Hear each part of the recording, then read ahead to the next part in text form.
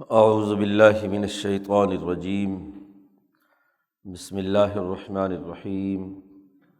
قل من کان عدوا لجبریل فإنہ نزلہ علی قلبک بإذن اللہ مصدقا لما بین یدیہ وہدی وبشریٰ للمؤمنین۔ من کان عدوا للہ وملائکتہ ورسلہ وجبریل ومیکال فإن اللہ عدو للکافرین۔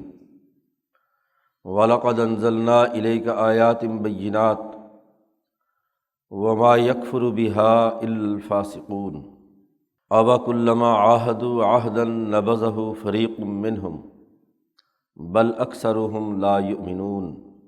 وَلَمَّا جَاءَهُمْ رَسُولٌ مِّنْ عِندِ اللَّهِ مُصَدِّقٌ لِّمَا مَعَهُمْ نَبَذَ فَرِيقٌ مِّنَ الَّذِينَ أُوتُوا الْكِتَابَ کتاب اللہ وراء ظہورہم کأنہم لا یعلمون۔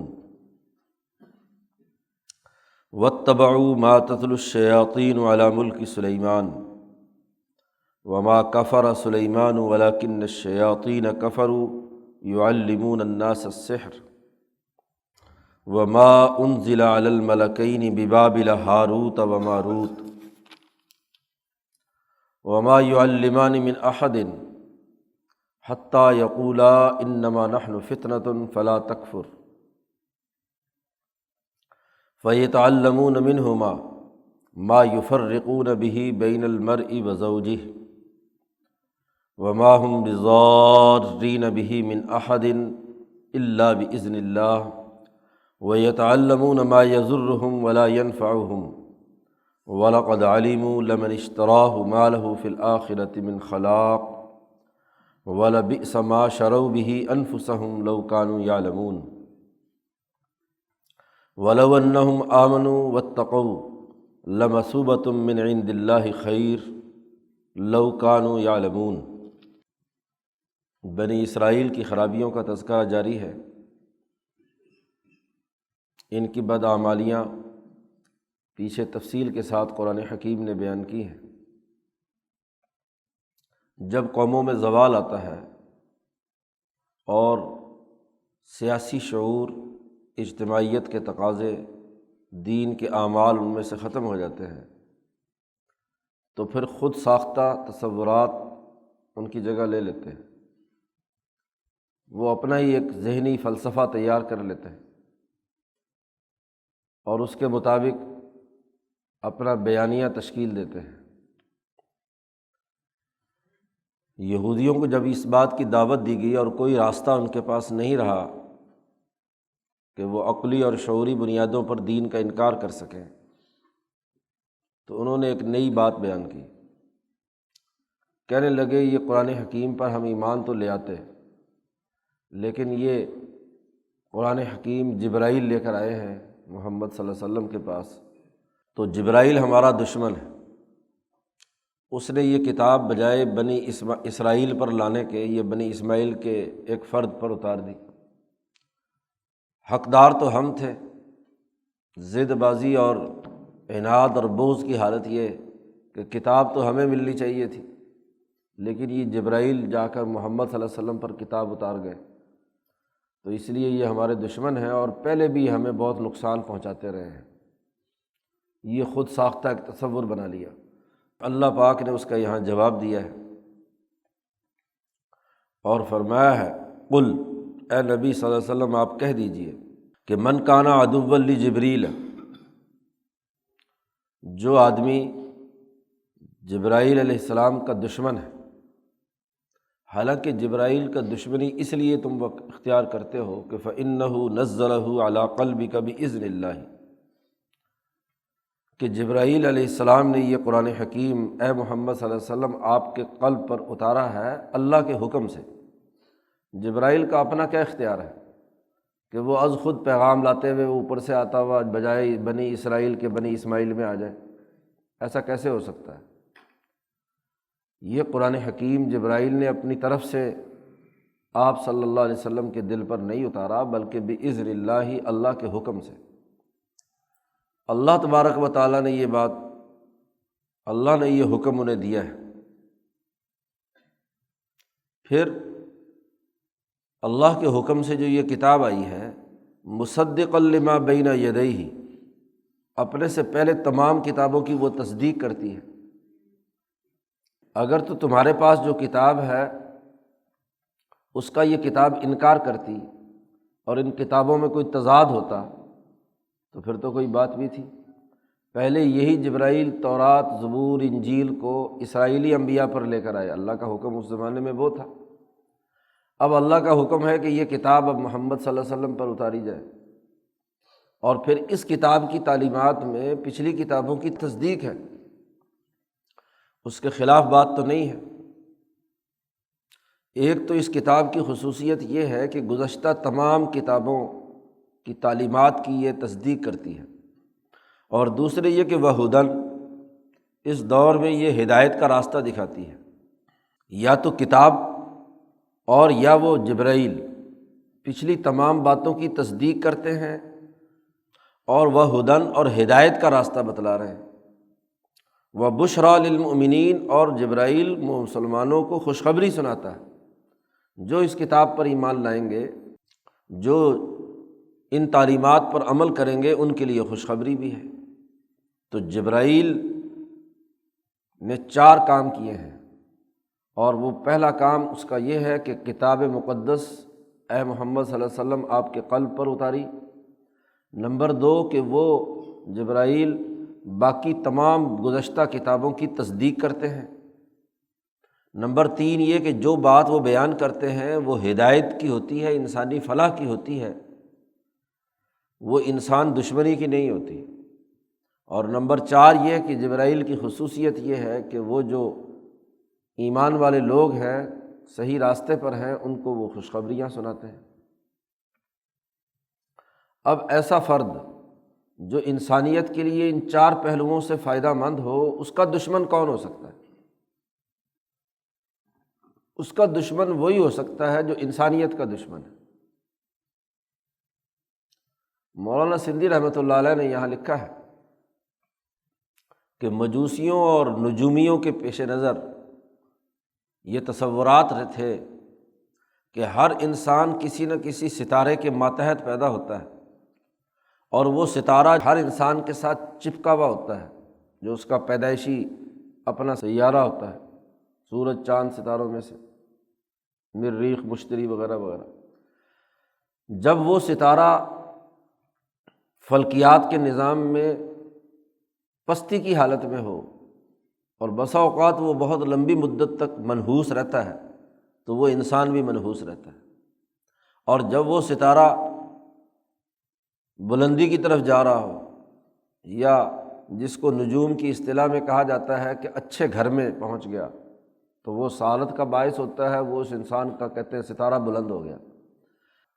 ملت نجامین میں یہ تصورات پائے جاتے تھے۔ اب ملت ابراہیمیہ حنیفیہ یہ جب بگڑتی ہے اس کے ماننے والے، تو یہ جو حضیرت القدس اور ملائے اعلیٰ کے بڑے بڑے امام ہیں، اونچے درجے کے لوگ ہیں، جیسے جبرائیل ہیں، میکائیل ہیں، عزرائیل ہیں، یہ ملائے اعلیٰ کے وہ اولو العزم نفوس قویہ ہیں جو حنیفی تحریک کے انبیاء پر اللہ کا حکم لے کر آتے ہیں۔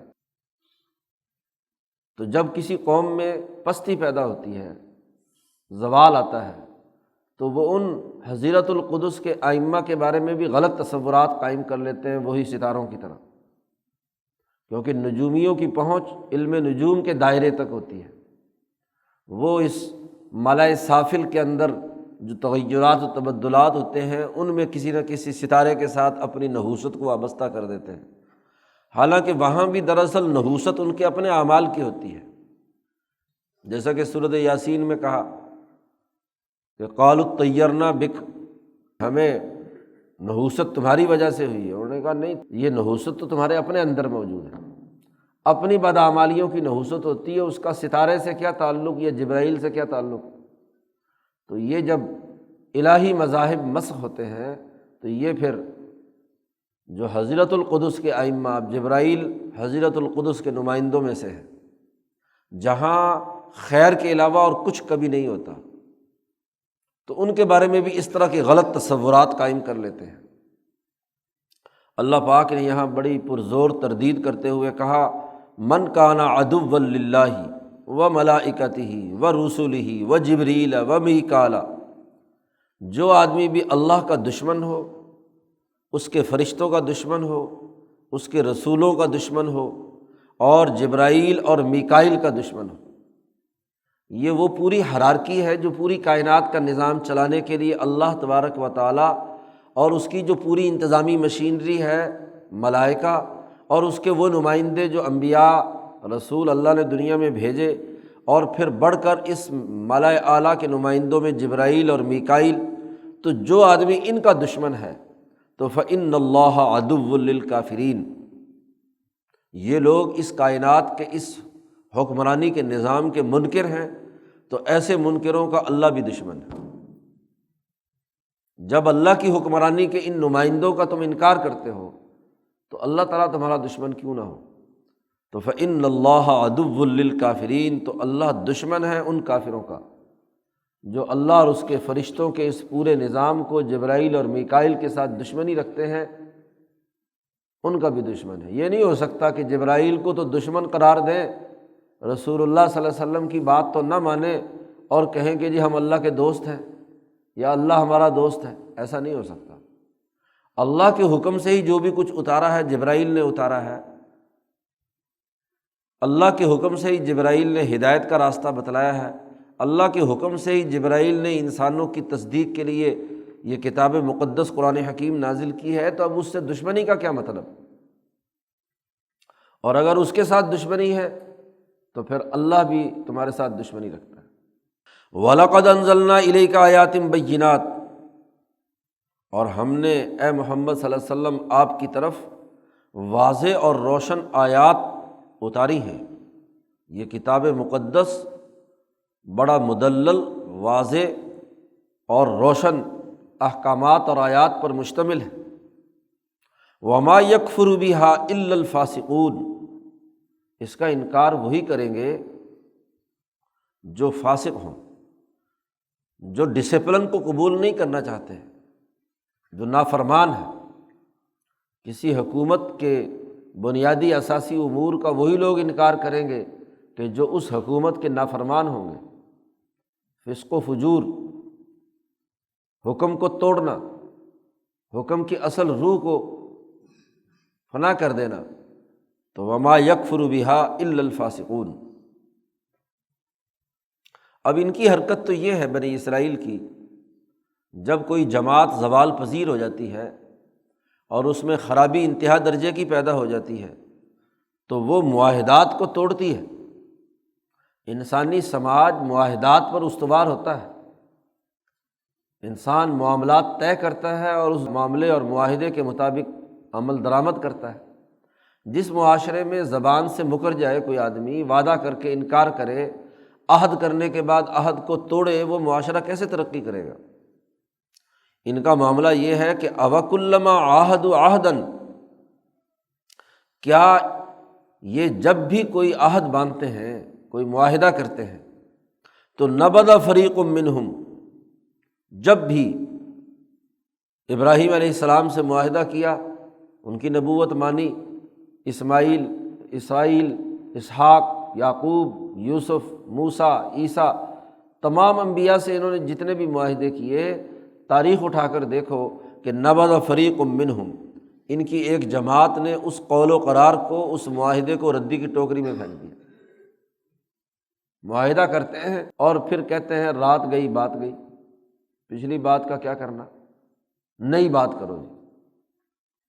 تو معاہدات سے مکرنا زوال کی سب سے بڑی علامت ہوتی ہے۔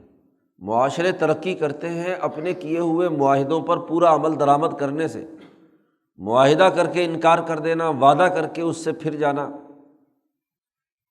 یہ سب سے بڑی خرابی کی بات ہے۔ بل اکثرهم لا یؤمنون، بلکہ قرآن حکیم کہتا ہے ان کی اکثریت ایمان لانے والی نہیں ہے، وہ یقین نہیں رکھتی، معاہدے توڑتی ہے، بد عہدی کرتی ہے، وعدہ خلافی کرتی ہے۔ ان کا معاملہ یہ ہے کہ وَلَمَّا جَاءَهُمْ رَسُولٌ مِّنْ عِندِ اللَّهِ، جب بھی ان کے پاس کوئی رسول آیا، مصدق لما معہم، پہلے ایک بنیادی ان کی خرابی بیان کر دی کہ کلما عاہدوا، کلما تمام زمانوں کے اعتبار سے اصولی بات کی، اور پھر یہاں نبی اکرم صلی اللہ علیہ وسلم کے حوالے سے بات ہو رہی ہے کہ جب ان کے پاس رسول صلی اللہ علیہ وسلم آئے اللہ کی طرف سے اور وہ تصدیق کر رہے تھے ان تمام امور کی جو ان کے پاس ہیں، تورات، زبور، انجیل وغیرہ، تو انہوں نے اس خاص موقع پر بھی نبذ فریق من الذین اوتوا الکتاب، وہ جماعت جن کو پہلے کتاب دی گئی تھی یعنی تورات اور انجیل پر ایمان لانے والے تھے، انہوں نے نبی اکرم صلی اللہ علیہ وسلم کی ان تعلیمات اور ان کی کتاب کو پس پش ڈال دیا، پھینک دیا۔ کتاب اللہ کی کتاب کو وراء ظہورہم، اپنی پشتوں کے پیچھے۔ یہاں کتاب اللہ سے مراد تورات ہے۔ تورات میں حضور صلی اللہ علیہ وسلم کی تصدیق کرنے کا حکم دیا گیا تھا، اس میں بتلایا گیا تھا کہ ایسی ایسی شناخت اور علامات کے نبی آئیں گے، ان پر جو کتاب نازل ہوگی وہ ہماری اس تورات کی کتاب کی تصدیق کرنے والی ہوگی۔ تو خود وہ لوگ انہوں نے اپنی ہی کتاب کو پس پش ڈال دیا، وراء ظہورہم، اللہ کی کتاب کو اپنی پیٹھ کے پیچھے پھینک دیا۔ جب کوئی آدمی کسی معاہدے پر عمل درآمد نہیں کرتا یا کسی بات کو تسلیم نہیں کرتا تو دراصل اس وقت کہا جاتا ہے کہ اس نے اپنے سامنے رکھنے کے بجائے اٹھا کر پیچھے پھینک دیا، وراء ظہورہم، کأنہم لا یعلمون، گویا کہ اب وہ تورات کی بات کو جانتے ہی نہیں، حالانکہ پہلے اسی تورات پر ایمان رکھتے ہیں، بلکہ ایسے نبی کی آمد کے انتظار میں ہے کہ جو تورات میں علامات پائی جاتی ہیں، یہ نبی آئے گا تو ہمارے مسائل حل ہوں گے۔ اب جس کتاب پر ایمان لائے ہوئے ہیں اسی کو اپنے پس پش ڈال دیا۔ اصل بات یہ ہے کہ یہ کتاب اللہ کے منکر ہیں، یہ نہ تورات کو مانتے ہیں، نہ زبور کو مانتے ہیں، نہ انجیل کو مانتے ہیں، معاہدات کے منکر ہیں۔ اب کرتے کیا ہیں؟ قرآن حکیم کہتا ہے یہ شیطان کے پیچھے چلتے ہیں، یہ رحمان کی بات ماننا ہی نہیں چاہتے۔ واتبعوا ما تتلو الشیاطین علی ملک سلیمان، یہ تو اتباع کرتے ہیں اس کی جو شیطانوں نے سلیمان علیہ السلام کی بادشاہی کے زمانے میں انسانیت کے سامنے جو باتیں بیان کی تھیں، جو شیطان پڑھتے تھے، وہ یہ اس کی اتباع کرتے ہیں۔ یہ پہلے بھی جبرائیل کی تعلیمات پر عمل نہیں کرتے تھے۔ جبرائیل جب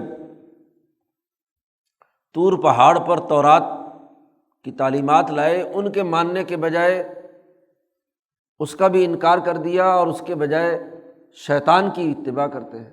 سلیمان علیہ السلام اور سلیمان کے بعد باقی انبیاء کی جو تعلیمات انجیل وغیرہ آئیں تو ان کی اتباع نہیں کرتے، تورات کو نہیں مانتے۔ سلیمان کی بادشاہت کے زمانے میں شیاطین کی بات کی تلاوت کرتے ہیں۔ سلیمان علیہ السلام ایک ایسے حکمران تھے کہ جن کی حکمرانی نہ صرف انسانوں پر تھی بلکہ جنات پر بھی تھی، بلکہ ان جنات میں سے بھی بڑے بڑے شیاطین بھی آپ کے قبضے میں تھے کہ جن سے وہ کام لیتے تھے محنت و مشقت کا۔ آگے ایک صورت میں آئے گا کہ بڑے بڑے عمارتیں بنوانا، بڑے بڑے محراب بنوانا، بڑے بڑے جنات کو مسخر کر کے سلیمان علیہ السلام ان سے کام لیتے تھے۔ تو ان میں یہ جو شیاطین ہیں ان پر جبرائیل علیہ السلام کی حکمرانی تھی۔ سلیمان علیہ السلام کے بعد ان شیاطین نے کہا کہ ہم تو سلیمان کے آدمی ہیں اور یہ جو ہم شیطانی کام کر رہے ہیں یہ سلیمان نے ہی سکھایا تھا، کیونکہ جو کام ہوتا ہے وہ اپنے حکمران اور بادشاہ کی طرف لوگ منسوب کرتے ہیں، تو شیطانوں نے اپنی شیطنت کو بھی منسوب کیا سلیمان کی طرف کہ سلیمان کی حکمرانی میں سلیمان نے ہی ہم نے یہ باتیں بتلائیں۔ تو ایسے بہت سارے لوگوں کو گمراہ کرتے تھے۔ لوگ تو سلیمان علیہ السلام کو نبی سمجھ کر، بادشاہ سمجھ کر بات مانتے ہیں، اور یہ الٹا سلیمان علیہ السلام کا نام استعمال کر کے اپنی شیطانی باتیں لوگوں کو پڑھ کر سناتے تھے۔ اسی لیے قرآن نے کہا کہ وما کفر سلیمان، سلیمان علیہ السلام نے یہ کفر نہیں کیا کہ ان شیطانوں کو یہ شیطانی باتیں پڑھائی ہوں، وَلَٰكِنَّ الشَّيَاطِينَ كَفَرُوا يُعَلِّمُونَ النَّاسَ السِّحْرَ، لیکن یہ شیطان ہیں جنہوں نے کفر کیا اللہ کا۔ جب تک سلیمان علیہ السلام موجود رہے، ان کا ڈنڈا ان کے اوپر رہا، تو ان کو کفر کی بھی جرت نہیں ہوئی، لیکن سلیمان جیسے ہی گئے تو ان کا نام استعمال کر کے ان کی طرف کفر کو منسوب کرتے ہیں۔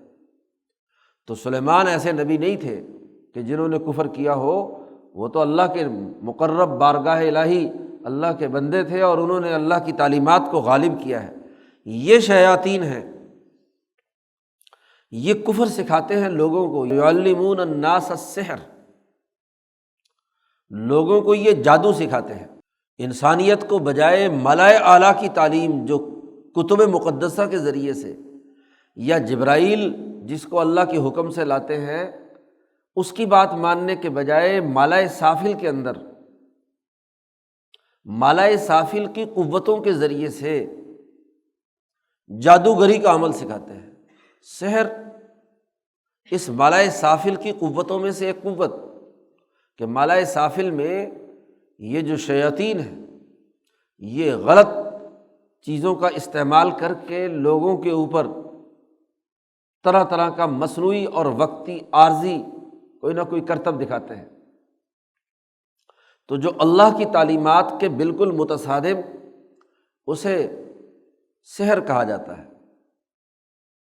مالائے سافل میں دو طرح کی قوتیں ہیں، ایک قوت فرشتوں کی ہے جو مالائے سافل کے فرشتے ہیں، وہ تو مالائے اعلیٰ کے احکامات کے مطابق کام کرتے ہیں، اور اسی مالائے سافل میں دوسری قوت اس شیطان کی ہے جس نے انسان کی دشمنی پہلے دن سے ہی پال لی تھی، اور وَكَانَ مِنَ الْجِنِّ، اور وہ جنات میں سے تھا۔ دوسری مخلوق جنات میں سے ہے، اور جنات میں سے وہ جن جو انسان دشمنی کا کردار ادا کرتے ہیں وہی شیطان ہے۔ شیطنت انسان دشمنی کا نام ہے، تو ابلیس اس نے شروع دن سے ہی انسان دشمنی اپنے دل میں پال لی ہے، بلکہ اللہ کو بھی دھمکی لگائی کہ میں ان کو گمراہ کروں گا ادھر سے ادھر سے، تو اللہ نے اسے مہلت دی، اور اس کے ساتھ جو جنات کی پوری جماعت ہے شیاطین کی، اب اس کے پاس یہ طاقت اور قوت ملائے سافل کے اس دائرے میں انسانی امتحان کے لیے ہے کہ وہ یہاں کی سفلی قوتوں کو بروئے کار لا کر کسی انسان کے اوپر کوئی تاثیر اور پیدا کر سکے۔ یہاں دونوں قوتیں ہیں، فرشتوں کی بھی اور اس شیطان کی۔ اب شیطان سے منسوب جتنے بھی اعمال ہیں وہ جادوگری ہے۔ قرآن حکیم کہتا ہے کہ یہ شیاطین کفر سکھلاتے تھے، انسانوں کو جادو سکھلاتے تھے۔ یہ یہودی بنی اسرائیل جب کوئی ملائے اعلیٰ سے تعلق رکھنے والی حنیفی جماعت زوال سے دوچار ہوتی ہے تو وہ ملائے سافل کی ان سحر اور جادو کی قوتوں سے متاثر ہوتی ہے۔ آپ یا حق کے راستے پر ہوں گے، یعنی ملائے اعلیٰ کے تابع جو ملائے سافل کے فرشتے ہیں ان کی بات مانیں گے، رحمان کی بات مانیں گے، اور یا اس کے مقابلے میں کیا ہے، شیطان کی بات مانیں گے۔ تو جتنے بھی شیطانی کام انسان دشمنی کے ہیں وہ جادوگری ہے، اور جادوگری کا جو سب سے بڑا عمل ہے وہ آگے آ رہا ہے، وہ انسانوں میں تفریق پیدا کرنے کے ہیں، لڑائی اور جھگڑا پیدا کرنے کے ہیں۔ جادو ٹونے کا بنیادی ہدف ہی میاں بیوی میں تفریق ہے، افراد کے درمیان لڑائی جھگڑے ہیں، ایک دوسرے کو قتل و غارت گری کے لیے کیا ہے، اکسانا ہے، وغیرہ وغیرہ۔ تو یہ لوگ سلیمان کا نام غلط استعمال کر کے شیطانی علوم کی اتباع کرتے ہیں، یہ رحمانی علوم کو قبول کرنے کے لیے تیار نہیں ہے، اتباع کرتے ہیں ما تتلو الشیاطین، اس کی جو شیطان تلاوت کرتے رہے ہیں ان کے سامنے سلیمان علیہ السلام کی حکمرانی کے زمانے میں۔ یہ تو سلیمان کے دور کی بات ہے، اس کا تعلق تو جزیرۃ العرب سے ہے۔ جادوگری کا دوسرا بڑا مرکز ابراہیم علیہ السلام سے پہلے بابل میں تھا۔ ابراہیمی تحریک سے پہلے کا زمانہ جس میں علم نجوم کو حکمران سمجھا جاتا تھا، سورج، چاند، ستاروں اور شیاطین کی اتباع کی جاتی تھی، تو بابل دنیا میں جادوگری کا مرکز رہا ہے۔ اور یہ بابل کے اندر چونکہ وہاں کے لوگوں کا ایک امتحان، اس امتحان کے لیے اللہ نے وہاں 2 فرشتے اتارے تھے۔ قرآن حکیم کہتا ہے کہ یہ لوگ اتباع کرتے ہیں اس کی، وہ جو 2 فرشتے بابل میں اتارے گئے تھے، انزل علی الملکین، یہ اس علم کے پیچھے ہو رہی ہے جو اترا 2 فرشتوں پر شہر بابل میں، جن فرشتوں کا نام ہاروت اور ماروت تھا۔ ان 2 فرشتوں پر یہ فرشتے اللہ تبارک و تعالیٰ نے آزمائش کے لیے بھیجے۔ قرآن حکیم نے اس کا تذکرہ کیا، وما يعلمان من احد حتى يقولا انما نحن فتنة فلا تکفر۔ کوئی آدمی ان کے پاس آتا جادو سیکھنے کے لیے تو یہ لوگ کہتے کہ ہم آزمائش کے لیے دنیا میں آئے ہیں، یہ جادوگری فتنہ ہے، فلا تکفر، تم اس جادو کو سیکھ کر اللہ کے کافر مت ہو۔ پہلے مرحلے میں ان کو یہ بات سمجھاتے، لیکن جب وہ نہ مانتے تو فَيَتَعَلَّمُونَ مِنْهُمَا مَا يُفَرِّقُونَ بِهِ بَيْنَ الْمَرْءِ وَزَوْجِهِ، کافر مت ہو، کفر کا ارتکاب مت کرو۔ اور اگر وہ کافر ہوتا اور وہ کہتا کہ اس کے باوجود بھی مجھے سکھاؤ، تو یہ آزمائش اور فتنے کے لیے سکھاتے تھے۔ یہ بنی اسرائیل، یہ یہودی، ان 2 علوم کی اتباع کرتے ہیں، بابل کا سحری علم اور سلیمان علیہ السلام کے بعد جو شیاطین کا سحری علم تھا، مالائے سافل کی ان شیطانی قوتوں کی یہ اتباع کرتے ہیں، ان 2 علوم۔ اور ان دونوں علوم کی بنیاد کیا تھی؟ یہ لوگ سیکھتے تھے ان دونوں سے، منہما، سیکھتے تھے وہ جادو ان دونوں سے۔ دونوں سے مراد یہاں منہما سے مراد پہلے والے شیاطین جو علی ملک سلیمان تھا، اور یہاں جو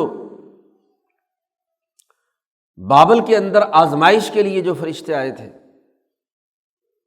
ان دونوں سے کیا سیکھتے تھے؟ ما یفرقون بہ بین المرء وزوجہ، ایسا جادو سیکھتے تھے جس سے میاں بیوی کے درمیان تفریق پیدا ہو جائے۔ انسانی سماج کی بنیادی اکائی خاندانی اور فیملی نظام ہے۔ نکاح اور شادی اس لیے ہوتی ہے کہ جس کے ذریعے سے سب سے پہلی گھریلو اجتماعیت ارتفاق ثانی کی تشکیل ہو، اس کے ذریعے سے اولاد پیدا ہوتی ہے، اور خونی رشتے وجود میں آتے ہیں، کوئی سسرالی رشتے ہیں، کوئی خاندانی اور آباء و اجداد کے رشتے ہیں، تو رشتوں کا ایک پورا نظام، اور اسی سے آگے بڑھ کر ارتفاق ثالث اور رابع قومی اور بین الاقوامی نظام بنتا ہے۔ اب کسی بھی سماج کو توڑنے کا طریقہ یہ ہے کہ اس کا خاندانی نظام توڑ دیا جائے، میاں بیوی میں تفریق پیدا کر دی جائے، اولاد بکھر جائے گی، ایسی اولاد نفسیاتی مریض بن جاتی ہے جن کے ماں باپ کے درمیان طلاق ہو جائے اور اختلاف پیدا ہو جائے، وہ اب نارمل ہوتے ہیں، انسانی رویے ان کے درست نہیں ہوتے، آگے بڑھ کر ان کی پھر آگے شادیاں جہاں ہوتی ہیں وہاں اختلاف اور تضادات پیدا ہوتے ہیں۔ تو ان پورے جادو کا یا ان تمام تعلیمات کا ہدف یہ ہے کہ انسانوں کے درمیان تقسیم کرو، لڑاؤ اور حکومت کرو، تفریق پیدا کرو، خاندانی نظام کو توڑو۔ تو گھر کو یہاں اللہ پاک نے ان کی شیطنت کا مرکز قرار دیا، اور اس سے پھر آگے بڑھ کر گھروں میں لڑائی، پھر قبیلوں میں لڑائی، پھر برادریوں میں لڑائی، اختلافات پیدا کرنا۔ جبکہ جبرائیل جو تعلیم لائے ہیں، مالا اعلیٰ کی جو تعلیم ہے، وہ تعلیم تو انسانوں میں اجتماعیت پیدا کرتی ہے، سیاست کے وہ طریقے سمجھاتی ہے جس سے مختلف خاندان، مختلف قبائل ایک قومی اور بین الاقوامی نظام میں جڑ جائیں۔ تو ملأ اعلیٰ اور اس کے جو نمائندے اس ملأ سافل میں فرشتے ہیں، ان کا کام انسانوں میں جوڑ پیدا کرنا ہے، اجتماعیت تشکیل دینا ہے، ایک دوسرے کے حقوق کو پورا کرنا ہے۔ اور جادوگری کا کام بنیادی طور پر کیا ہے؟ انسانوں میں تفریق پیدا کرنا۔ ہر وہ چیز سحر ہے، آنکھوں پر پٹی باندھنے والی ہے، لوگوں کو مجنون اور پاگل بنانے والی ہے، جو انسانیت میں تفریق کا باعث بنے، چاہے وہ فرقہ واریت ہو، میاں بیوی کی لڑائی ہو، گروہوں کے جھگڑے ہوں، افتراق و انتشار ہو۔ یہ جادوگری کا کام ہے، اور جادو لوگ اسی لیے کرتے ہیں کہ یفرقون بہ بین المرء وزوجہ۔ پھر اللہ پاک نے یہ بات بھی واضح کر دی، وما ہم بضارین بہ من احد الا باذن اللہ۔ یہ جادوگروں کی جادوگری کسی کو نقصان نہیں پہنچا سکتی، یہ کسی آدمی کو بھی یہ نقصان نہیں پہنچا سکتے مگر اللہ کی اجازت اور اللہ کے حکم سے۔ اللہ کا حکم ہوتا ہے تو پھر تو یہ بات ہوتی ہے، ورنہ جادو اللہ کے حکم کے بغیر اثر، جادو اللہ کے مقابلے میں ایسی کوئی طاقت اور قوت نہیں ہے کہ وہ از خود عمل کرے۔ اس لیے جو لوگ اللہ سے سچا تعلق رکھتے ہیں، اجتماعیت کے لیے کام کرتے ہیں، سوسائٹی میں اجتماعیت کے لیے جدوجہد اور کوشش کرتے ہیں، ان پر یہ جادو اثر نہیں ہوتا، جادو ان کو نقصان نہیں پہنچا سکتا۔ وما ہم بضارین، وہ اس کا نقصان نہیں کر سکتے کسی کا بغیر اللہ کے حکم کے۔ اور اللہ کا حکم بھی وہی ہوتا ہے جہاں کسی کی کوئی بد عملی ہوتی ہے تو اس بد عملی کے نتیجے میں وہ ایسی ہی شیطانوں کے چنگل میں پھنس جاتا ہے، کیونکہ شیطان ہی شیطان کا یار ہوگا، اس نے ضرور پہلے کسی انسان نے کسی کو نقصان پہنچایا ہوگا تو اس کے جادو نے آ کر اس کو نقصان پہنچا دیا۔ تو جب ایک دوسرے کے نقصان کے درپے ہوں گے تو اس کے اوپر کوئی نہ کوئی جرم یا گناہ ہوتا ہے، جس گناہ کے نتیجے میں کسی کے جادو کا، جس پر جادو کیا جا رہا ہے اس پر اثر ہوتا ہے جادو کا، تو اس وقت توبہ اور استغفار ہوگی، اپنے گناہوں سے توبہ ہوگی اور اللہ پر پورا اعتماد ہوگا تو جادو کے اثرات ختم ہو جائیں گے۔ اب اپنی غفلتوں، اپنی کوتاہیوں کو اور اپنے گناہوں کی طرف توجہ نہیں ہوتی، اور کہتے ہیں فلاں نے جادو کرا دیا جی، فلاں نے یوں کر دیا۔ وہ جادو اللہ کی اجازت کے بغیر تو کام ہی نہیں کر سکتا، اور جب آپ اللہ سے اپنا تعلق درست کر لیں گے، اللہ پر پورا یقین پیدا کر لیں گے، اللہ کے احکامات کے اپنے آپ کو سپرد کر دیں گے، تو پھر کیا ہے، جادو تو اثر نہیں کرے گا۔ اسی لیے بیت الخلاء میں جاتے وقت دعا سکھلائی گئی۔ حضور نے فرمایا کہ یہ جو بیت الخلاء میں آپ جاتے ہیں یا باہر جنگل کے اندر فراغت کے لیے جاتے ہیں، تو وہ مقامات ہیں جہاں شیطان موجود ہوتے ہیں، تو شیطان سے بچنے کی پناہ کی دعا مانگ کر جایا کرو تاکہ وہاں غلط وسوسے نہ پیدا ہوں۔ اور پھر چونکہ بیت الخلاء میں انسان استنجا وغیرہ کرتا ہے تو وہاں شیطان شیطانی خیالات ڈالتا ہے۔ حضور صلی اللہ علیہ وسلم نے ارشاد فرمایا کہ ان الشیطان یلعب بمقاعد بنی آدم، یہ شیطان جو ہے انسانوں کی شرمگاہوں سے کھیلتا ہے، وہاں شیطانی خیالات ان کی جسم کے اندر پیدا ہوتے ہیں۔ اسی لیے بیت الخلاء سے نکلتے وقت دعا سکھلائی گئی، اللہم انی اعوذ بک من الخبث والخبائث۔ یہ خبث اور خبائث یہی تو ہے جی۔ تو بیت الخلاء میں جانے اور نکلنے کی یہ دعائیں سکھائی گئی اور اس سے بچنے کا حکم دیا گیا تاکہ جہاں جہاں بھی شیطان کے حاضر ہونے کی جگہ ہے اس سے بچا جا سکے۔ اور جب اللہ کی پناہ میں انسان آ جاتا ہے تو وہاں شیطان کا اثر نہیں ہوتا۔ وَيَتَعَلَّمُونَ مَا يَضُرُّهُمْ وَلَا يَنفَعُهُمْ۔ یہ شیطانی لوگ جو ہیں، یہ لوگ تعلیم سیکھتے ہیں وہ جو لوگوں کو نقصان پہنچانے والی بات ہو، نفع کی بات نہیں سیکھتے۔ وَلَا يَنفَعُهُمْ، ان کا فائدہ نہ کرے بلکہ نقصان پہنچانے کی۔ تو یہ جادو ہمیشہ نقصان پہنچانے کا عمل ہے۔ تو یہ بنی اسرائیلی ایسے ہیں، یہ جماعت زوال کی اس حد تک گر چکی ہے کہ انسانیت کے نفع کا کوئی پروگرام ان کے پاس نہیں، بلکہ اس سے نیچے اتر کر انسانوں میں لڑائی جھگڑے اور افتراق و انتشار پیدا کرنے کے لیے یہ کام کرتے ہیں۔ اور یہ سفلی علم، یہ جادوگری صرف اس لیے کرتے ہیں کہ اس کے بدلے میں پیسے مل جائیں۔ یہ تعویذ گنڈے اور جادو کے بڑے بڑے عاملین، ہر طرح کی محبت کا پایا تکمیل تک پہنچانے والے اور فلاں فلاں پتہ نہیں کیا کیا دعوے کرتے ہیں۔ یہ دعوے اس لیے کرتے ہیں کہ مال بٹوریں بس۔ قرآن کہتا ہے وَلَقَدْ عَلِمُوا، یہ خوب جان چکے ہیں، ان کو پتہ ہے کہ لمن اشتراہ ما لہ فی الآخرۃ من خلاق، جو کچھ انہوں نے یہ جادو وغیرہ خریدا ہے اللہ کے احکامات کو پس پش ڈال کر، یہ جو جادو کے نام پر جو پیسے ویسے کماتے ہیں، ان کا آخرت میں کوئی حصہ نہیں، ما لہ فی الآخرۃ من خلاق۔ وَلَبِئْسَ مَا شَرَوْا بِهِ أَنفُسَهُمْ، اور بہت ہی بری ہے وہ چیز جو انہوں نے اپنے لیے خریدی ہے، مال کمایا ہے، جادو ٹونا کیا ہے۔ لَوْ كَانُوا يَعْلَمُونَ، اگر یہ جانتے ہوتے تو انہیں پتہ جو سودا تم نے کیا ہے کتاب اللہ کو دے کر، اس کے بدلے میں جادو خرید لیا، جادو سیکھ لیا اور جادو سے بیچ کر لوگوں سے پیسے لینا۔ مولانا سندھی کہتے ہیں یہی وہ زوال کی علامت ہے۔ اب اگر یہودیوں میں یہ خصلت تھی کہ وہ جادوگری سے پیسے بٹورتے تھے، قرآن کو پس پش ڈال دیا تھا کتاب اللہ وراء ظہورہم، تو مولانا سندھی کہتے ہیں ذرا پورے ہندوستان میں، پاکستان تو بعد میں بنا ہے، پورے بر صغیر پاک و ہند اور زوال پذیر مسلمان معاشروں میں دیکھو کہ اکثر وہاں کے دیہاتوں کے اور مسجدوں کے امام ان کے پاس عملیات کی ضرور ایک کتاب ہوگی۔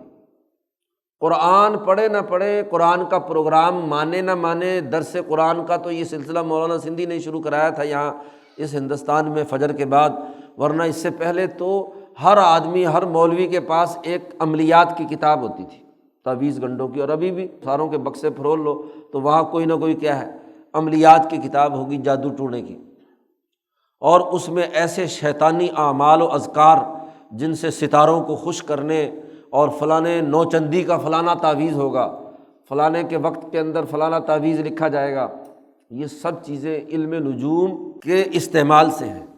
مولانا سندھی کہتے ہیں یہ اصل میں تو ہندوؤں میں تھا، ہندو جب ان کے اندر زوال آیا تو انہوں نے بھی یہ سارے کام، ان کے پروہت اور ان کے جو برہمن وہ یہ کام کرتے تھے، تو انہوں نے جہاں جہاں علم نجوم کی چیزیں رکھی ہوئی تھی تو ان مولویوں نے کیا کیا، کتاب اللہ میں سے کچھ چیزیں نکال لی۔ وہاں اگر کوئی ستارہ انہوں نے رکھا ہوا تھا زائچے میں تو انہوں نے وہاں کوئی قرآن کی آیت اس کی جگہ پر نکال دی۔ اب اگر وہاں کسی سورج میں زائچے میں تھا تو یہاں سے قرآن میں سے هو الشمس نکال کر وہاں ڈال دیا، اور وہاں اگر چاند تھا تو یہاں سے القمر نکال کر لکھ دیا۔ تو کتاب اللہ کو تعویذ گنڈے کی کتاب بنا لیا، عملیات کی کتاب بنا لیا۔ محبت اور تفریق پیدا کرنے، میاں بیوی میں لڑائی جھگڑے پیدا کرنے، ایک دوسرے کو اذیت اور تکلیف پہنچانے کے لیے وہ اگر نجوم کے علوم کو استعمال کرتے تھے تو یہ مسخ شدہ مذہبیت قرآن کی آیات اور قرآن حکیم کی چیزوں کو کیا ہے استعمال کرتے ہیں۔ اسی لیے حضرت شاہ عبد القادر صاحب رائے پوری فرماتے ہیں کہ اللہ تعالیٰ جس سے ناراض ہوتا ہے اسے ان عملیات میں ڈال دیتا ہے۔ یہ ایک قسم کا مالی خولیہ ہے، تعویذ گنڈوں میں مبتلا کر دیتا ہے، جادو ٹونے کی ان حرکتوں کے اندر مبتلا کر دیتا ہے۔ یہ انسان کی ترقی کا راستہ روک دیتی ہے۔ کتاب کی جو اصل تعلیمات ہیں، اس کا جو اصل دین حق کا پیغام ہے وہ ان کی نظروں سے اوجھل ہو جاتا ہے۔ دین کی سیاست، دین کی اجتماعیت، دین کے معاشی امور کی تعلیم ختم ہو جاتی ہے، بس تعویذ گنڈوں پر گزارا ہوتا ہے۔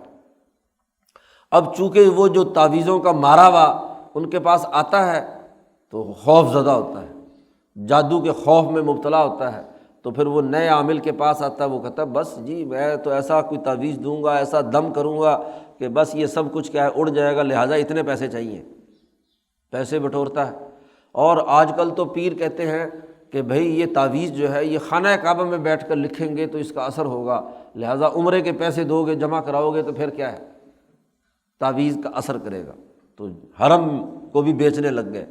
ہاں جی، یا اتنے آدمیوں کو عمرہ کراؤ، جی یہ بھی ایک کاروبار بن گیا، ہاں جی، اپنے خاندان کے سب لوگوں کو جاؤ، جا کر عمرہ کرا کے آؤ تو تمہارا سارا مسئلہ حل ہو جائے گا۔ تو یہ جو جادوگری ہے، کتاب کو کتاب اللہ وراء ظہورہم، کتاب کی جو اصل تعلیم تھی، جیسا کہ ابھی پیچھے گزرا کہ ہم نے کہا تھا لا تعبدون الا اللہ وبالوالدین احسانا، اور یتامہ مساکین رشتہ داروں کے حقوق ادا کرو، انسانیت کے لیے اچھا بھلائی سوچو، وہاں تو کوئی کام نہیں کریں گے، اسے تو پسے پش ڈال دیں گے اور تعویذ گنڈوں پہ گزارا کریں گے۔ مولویوں کا دھندا چلتا رہتا ہے تعویذ گنڈے اور عملیات سے، اور وہ جو بے وقوف لوگ ہیں وہ اسی میں الجھ کر رہ جاتے ہیں، قرآن کا اصل پیغام نظروں سے غائب ہو جاتا ہے۔ قرآن حکیم نے کہا وَلَوْ أَنَّهُمْ آمَنُوا وَاتَّقَوْا، اگر یہ لوگ ایمان لاتے اس کتاب پر اور تقوی اختیار کرتے تو لَمَثُوبَةٌ مِّنْ عِندِ اللَّهِ خَيْرٌ، تو یہ اللہ کے پاس بہترین بدلہ پاتے۔ اگر یہ جان لے، یہ رجعت پسند مذہبی طبقہ، یہ یہودی خصلت لوگ، ہاں جی، اگر یہ جان لے کہ اگر یہ ایمان لاتے اور اللہ سے ڈرتے اور اللہ کی کتاب کی تعلیمات کے مطابق اپنی سوسائٹی کا نظام بنانے کی جدوجہد اور کوشش کرتے، تو آخرت میں اور اللہ کے نزدیک اس دنیا میں بھی یہ ان کے لیے بہتر ہوتا۔ کاش کہ یہ بات جان لیں۔ تو قرآن حکیم نے اس رکوع میں ان کی مسخ شدہ مذہبیت کی خصوصیت بیان کی کہ کتاب اللہ کو پس پش ڈال لیا اور جادوگری کے عمل میں انسانوں میں تفریق پیدا کرنے کے چکر میں مبتلا ہو گئے۔ یہ سب سے بڑی زوال کی علامت ہے۔ تو مسلمانوں کے سامنے یہ صورت میں یہودیوں کا یہ قصہ بیان کرنے کا مقصد یہ ہے کہ تم لوگ کتاب اللہ کی تعلیمات کو پیش نظر رکھو، نہ یہ کہ زوال پذیر مذہبیت کے پیچھے چل کر جادو نگری کے اندر، ہاں جی، جادو کے چکر کے اندر مبتلا ہو جاؤ، انسان دشمنی کا کام کرو، سحر ایسا جو لوگوں کو بے وقوف بنا دے، سرمایہ پرستی کا جادو سر چڑھ کر بولتا ہے، تو اس کے انکار کرو اور جو تمہارے لیے بھلائی کی چیز ہے اسے قبول کرو۔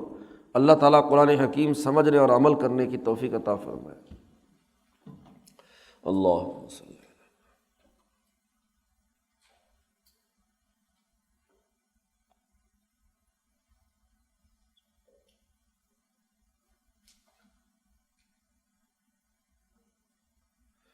اجمعین۔